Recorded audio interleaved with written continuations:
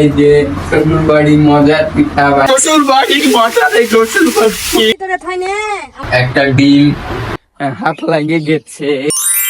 হেই আমার ভালোবাসার মনেগুলো, good morning. চলে আসলাম শ্বশুর বাড়ির দ্বিতীয় দিনের ব্লগে।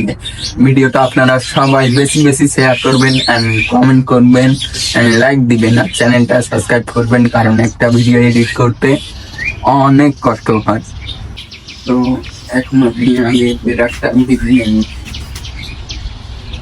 এটা ভালো পানি, ভালো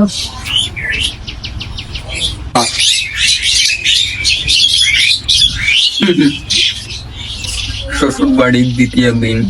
আজকে সব দেখাবো কি কি খাওয়াই এন্ড কি কি করি।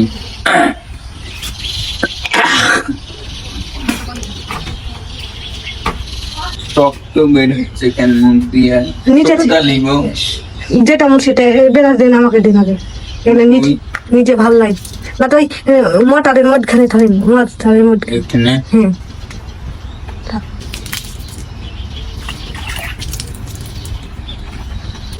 দাঁতে ডাকছে তো কুলি করছে, ফেনা থাইকাছে। আমরা করি না, স্যান্ডেল খুলব।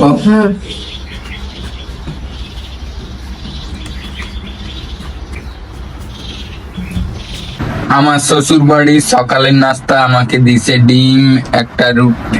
শ্বশুর বাড়ির সকালের নাস্তা একটা ডিম রুটি। কিসের রুটি এটা? ময়দা চালের, চালের রুটি।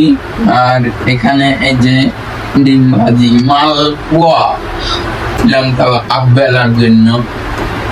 আশা একটা নাই, এই কারণে আজ এবার এসেছি 5-7 দিন। এই তো আমার শ্বশুর বাড়ির ছাদে ধান মেলা, আর আমার শাশুড়ি আমার জন্য কি তৈরি করছে জানেন? পিঠা। আর দেখাচ্ছি কি পিঠা এগুলো।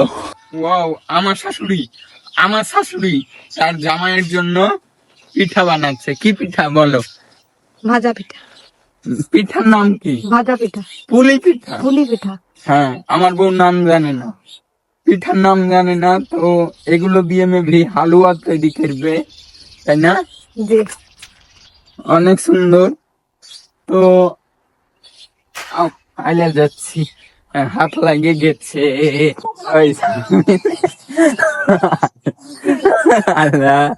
মানে আমি ভাবছি যে আমার বউ মাথা মুখটা কেন এত, এখানে দিলে কখনো কবিতরে খাবে ভালো। কবিতরে থাইনে আমাকে কবিতর মেলায় আটকেছে, কবিতর থাকলেও খাবে না। আপনার কথা আপনাকে কিনে আনবো, কিনে আনে। শ্বশুর বাড়ি এসেছি এমনি। এরে বাপরে, শ্বশুর আব্বু আছে, আমার আম্মু জান আছে। হ্যাঁ, একটু শুকাক, নাইলে তুমিও শুকাও পারো, টিনের ওপর বসো।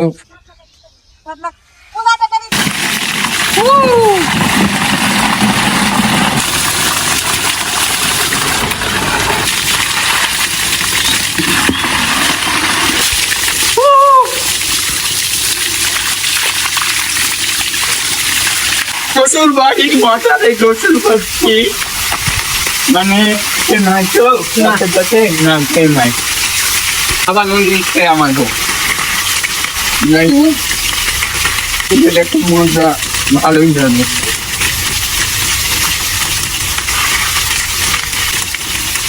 মাথাতে দেন না, মাথায় খাওয়া না, সব আনবো না।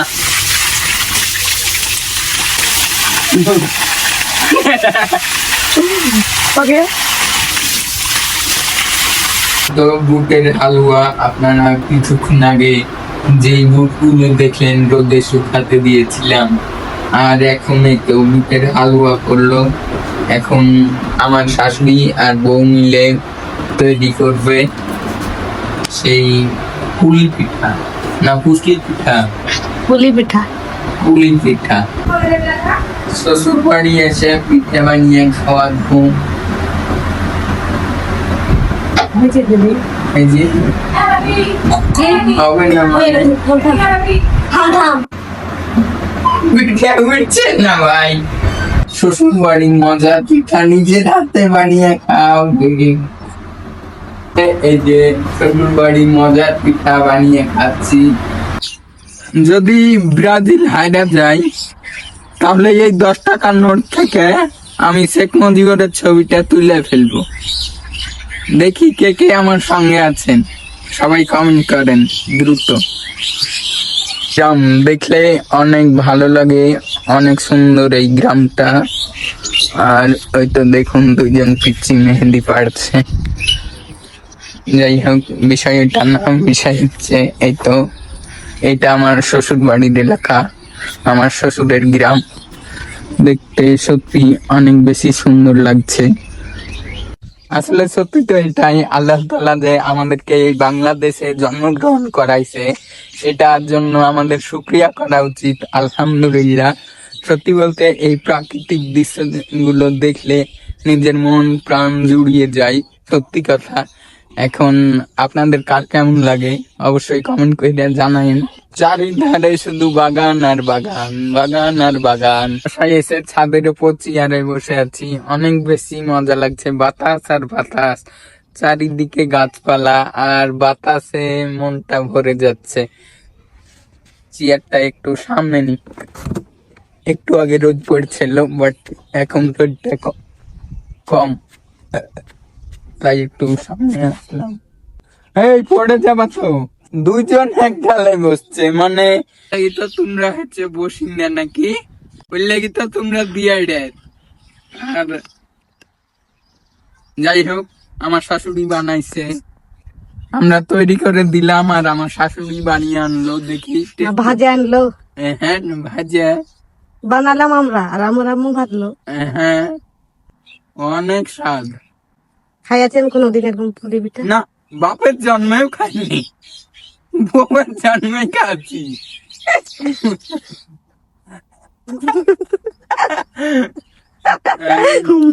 বাপ করে না, মা তো হাসছে। আমি বউয়ের জন্মে পিঠা খাচ্ছি।